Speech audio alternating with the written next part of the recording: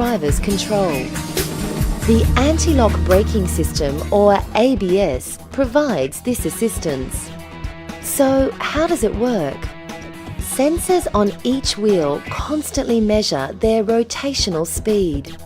The ABS control module samples this data continually, comparing the rotational speed of each wheel.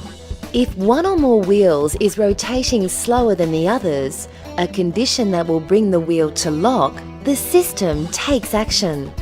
It instructs the brake master cylinder to direct brake force away from the locking wheel, so it releases and regains traction. As the wheel begins to turn again, braking force is momentarily reapplied. This process is repeated up to 20 times a second and causes the characteristic pulsing feel through the brake pedal.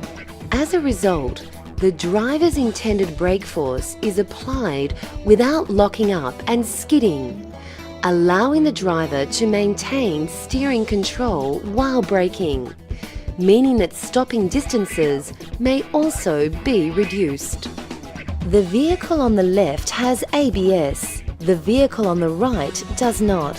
Both vehicles are travelling at 100 kilometers per hour. Let's simulate an emergency braking situation and see what happens. Both drivers apply their brakes at the same time and with the same force. But the vehicle with ABS maintains control while braking and is able to steer around the obstacle. ABS helps the driver avoid accidents by preventing lockup and loss of traction. This allows the driver to maintain steering control during heavy braking.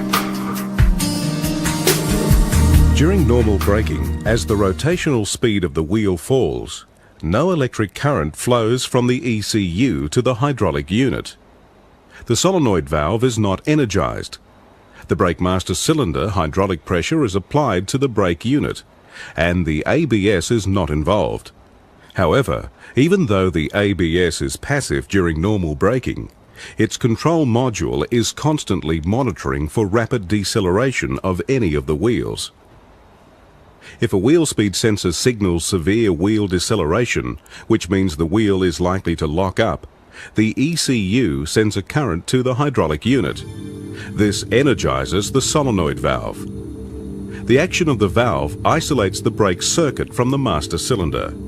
This stops the braking pressure at that wheel from rising and keeps it constant. If the sensors signal the wheel is still decelerating too rapidly, the ECU sends a larger current to the hydraulic unit. The armature moves even further and opens the valve. It opens a passage from the brake circuit. Brake fluid is sent from the brake circuit back to the master cylinder. Pressure in the brake caliper circuit is reduced so that the wheel is braked less heavily. If the wheel sensors indicate that lowering the brake pressure is letting the wheel accelerate again, the ECU stops sending current to the hydraulic unit and de-energizes the solenoid valve. This lets the pressure increase so that the wheel is again decelerated.